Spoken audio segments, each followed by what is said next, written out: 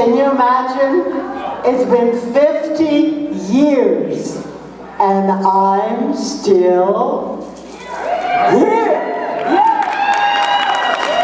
That's right. We ladies never should give up. We should always stay young and healthy and dance, okay? You know, it's so wonderful to see everyone here. I was in Memphis this last July. No, July was in Las Vegas. August was in Memphis.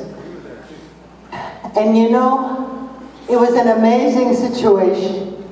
I went to the vigil and I saw hundreds, thousands of people at the vigil with candles, celebrating his life. He left such an incredible aura. He left his soul here with all of us.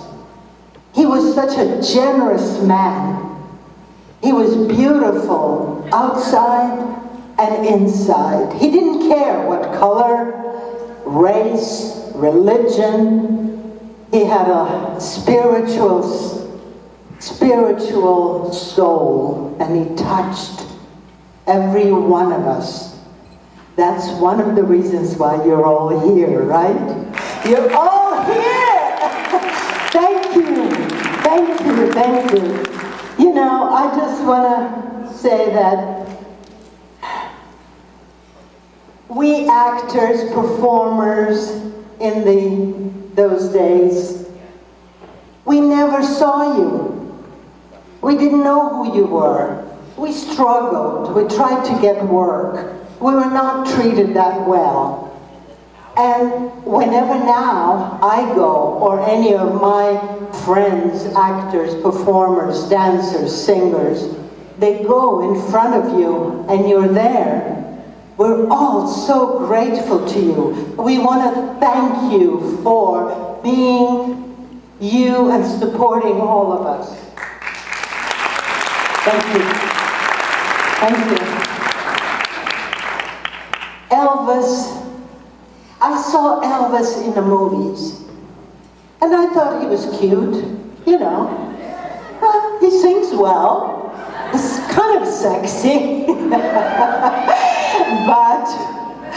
but when you meet him in person or on stage, when he touches everyone with his incredible generosity of himself, it's unforgettable. When I went on a set of 68 Comeback Special, I was in a makeup room, and then I saw this gorgeous man walking with a cute little smile and this aura around him, which was so colorful and beautiful. I said, I froze. I completely froze. And he would walk around and say hi to everybody and shake everybody's hand and introduce himself. He says, I'm Elvis.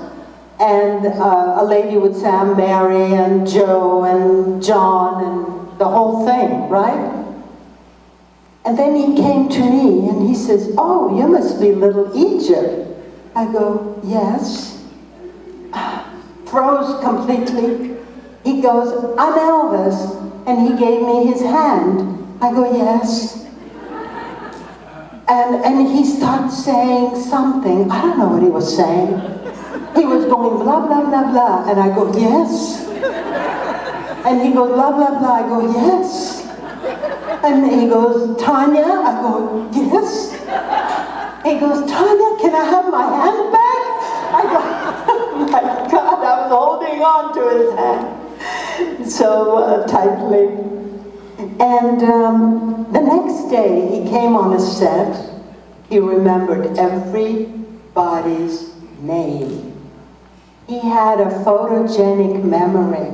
He was so humble, and he never complained about anything.